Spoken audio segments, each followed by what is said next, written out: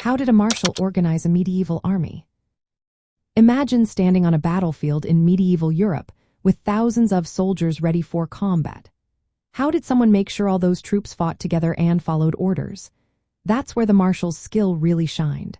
A marshal was a top military officer, responsible for putting together, leading, and keeping order in the army. His role started with managing cavalry, especially knights, who were the elite fighters. Over time, he became one of the main commanders, second only to the king or noble in charge. To organize an army, the marshal first handled recruitment. Armies were mainly raised through the feudal system.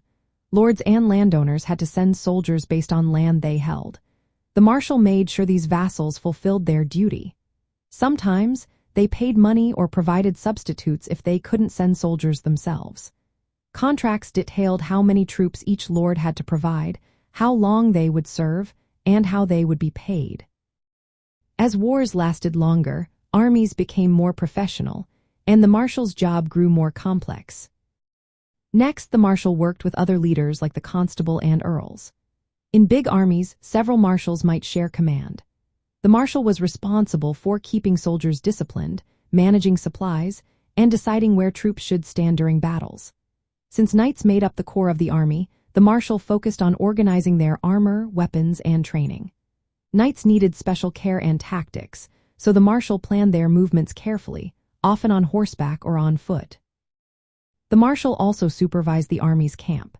He kept everything secure, made sure soldiers followed military laws, and settled disputes among troops. Keeping morale high was important, especially during long marches or stays in camps. The army was a mix of different forces, including knights, foot soldiers, mercenaries, and sometimes foreign allies. The marshal had to organize these groups into effective units, balancing their strengths and weaknesses for battle. As warfare changed over time, so did the marshal's methods. He moved from relying mainly on feudal levies to including paid soldiers and standing armies. This shift made armies more reliable and ready for longer campaigns. The marshal's duties combined leadership, administration, and even judicial work. He made sure the army was well-equipped, well-organized, and ready to fight. His role was vital in the success of medieval military campaigns across Europe.